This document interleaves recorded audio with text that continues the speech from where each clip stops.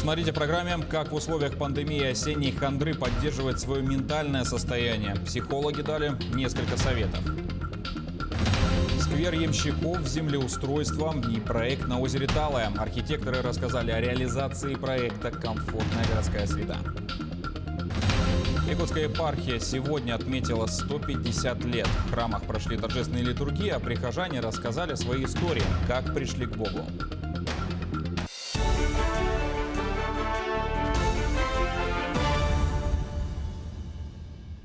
Это вечерние новости. В студии Василий Радченко. Здравствуйте. За минувшие сутки на территории Якутии зафиксировано 128 случаев коронавирусной инфекции. Таковы данные оперативного штаба. Из них в Якутске 72, в Нерюнгринском 19, в Мегино-Кангаласском 5, в Амгинском, Мирнинском, Хангаласском по 4, говорится в сообщении.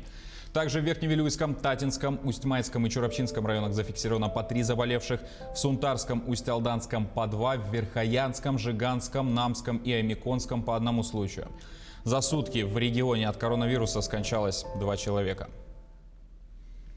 В эти выходные в мире уделяют внимание психическому здоровью. Как в условиях пандемии коронавируса и так называемой осенней хандры поддерживать свое ментальное состояние и не дать своему альтер-эго вырваться наружу? Эксперты поделились с Айсеной Бурнашовой. Уважаемый товарищ водитель, высадите, пожалуйста, пассажиров без маски. Пассажиры без масок и заражают тут.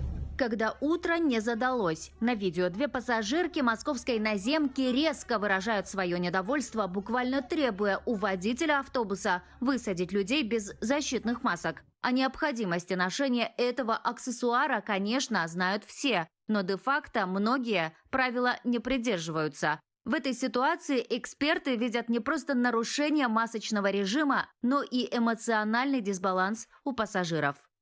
Эта маска – это не только наша защита от заражения коронавирусом, но эта маска в какой-то степени еще является и обеспечением нашей психологической защищенности. Потому что если я в маске, если все вокруг в маске, у меня не должно развиваться никаких тревожных расстройств. Я уверена в том, что я защищена.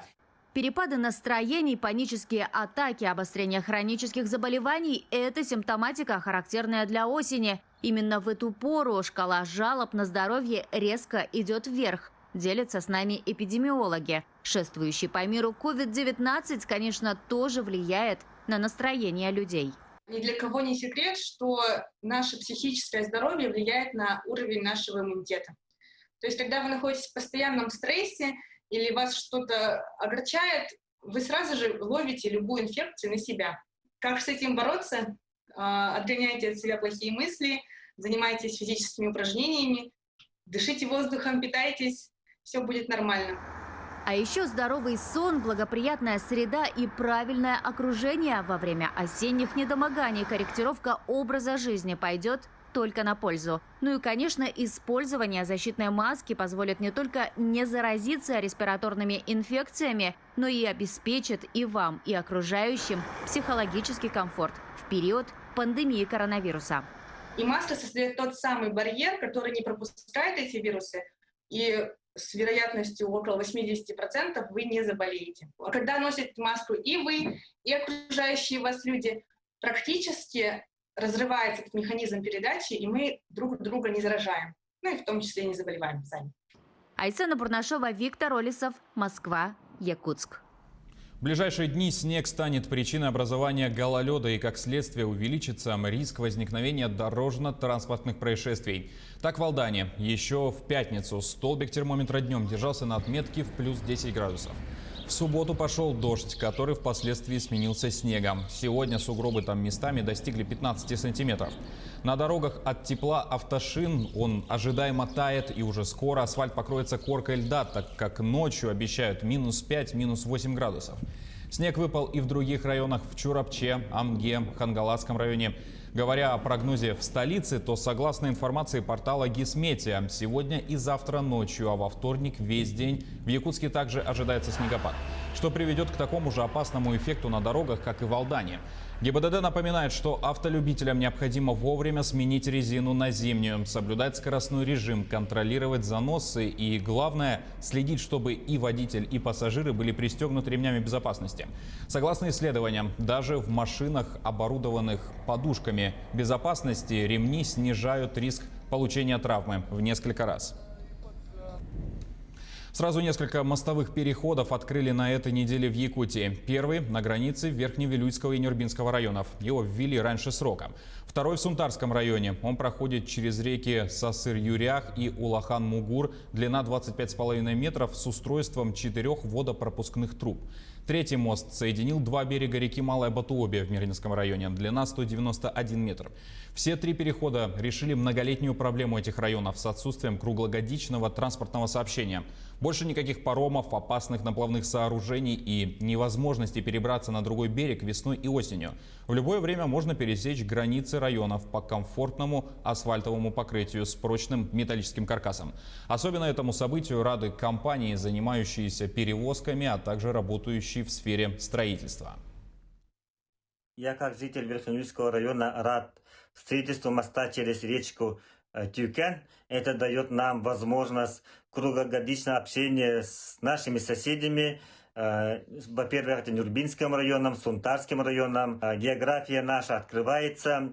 Благодаря этим мостам через речку Тюкен, Джархан, для наших детей мы будем организовывать круглогодичные, без сезонных препятствий, олимпиады для наших учителей, курсы, семинары. Наша компания строит дома не только в городе Якутске, но и в улусах нашей республики.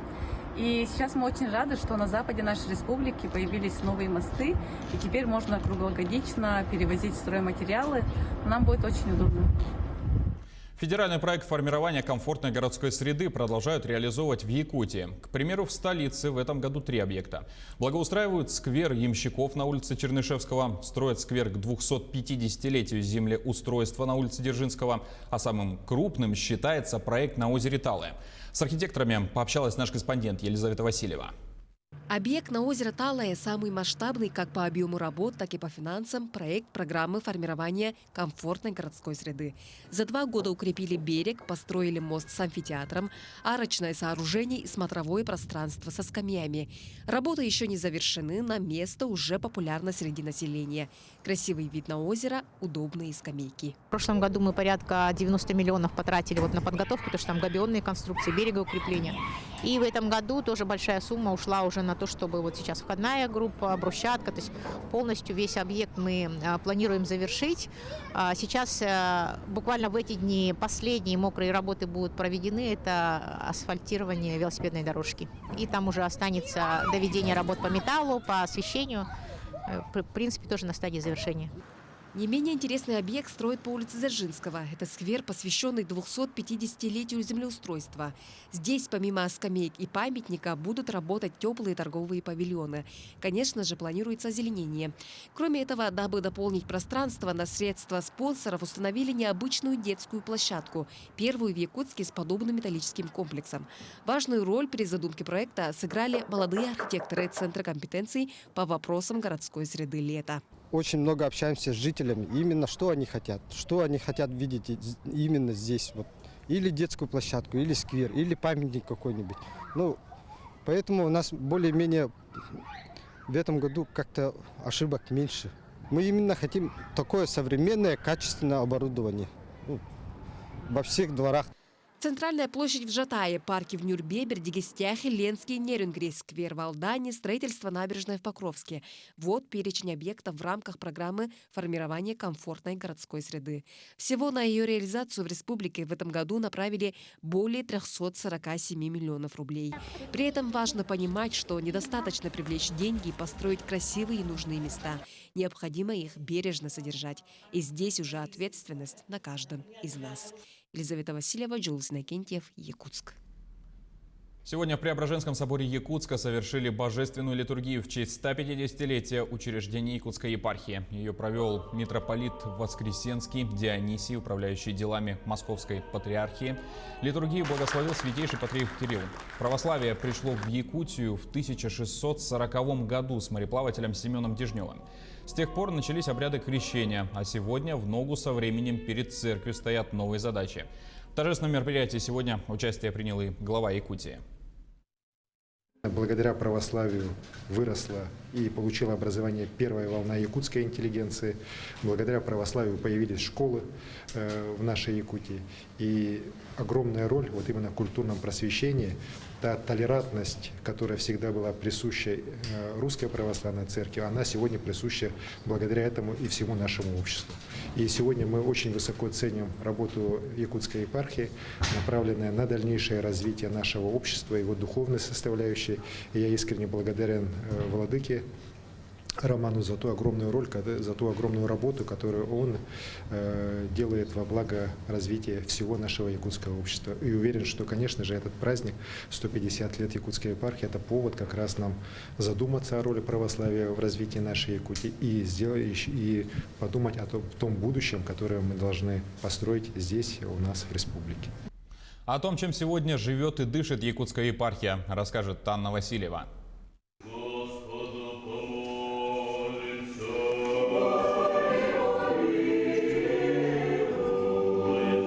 92 прихода, 30 храмов, 44 воскресные школы. Такой мы видим якутскую епархию сегодня.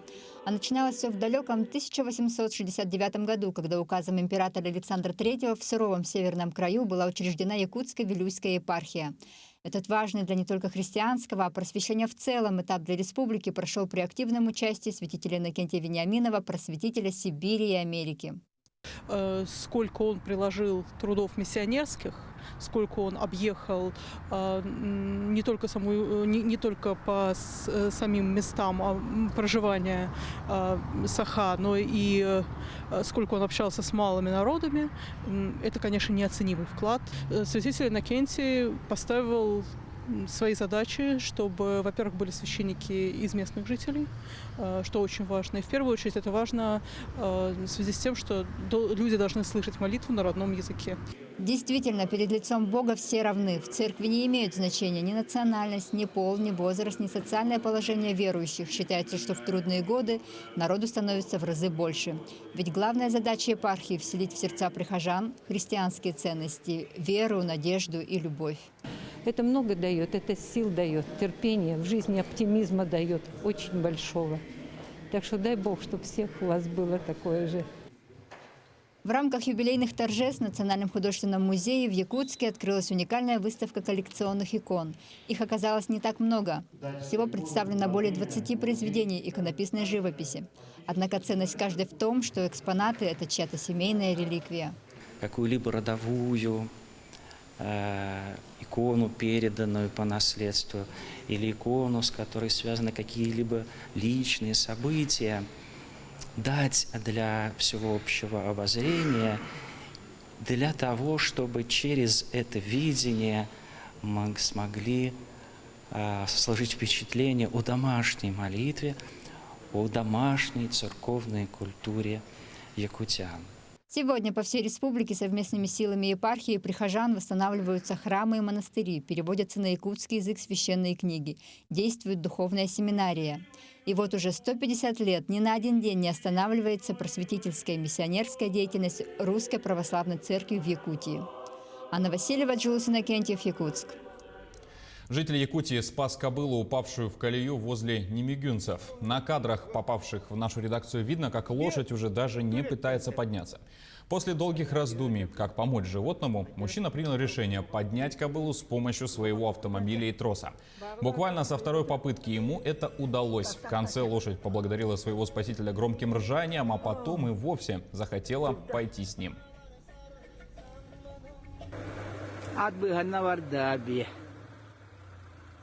Да, махтал да. Эй, молодец, богивай. Вот так.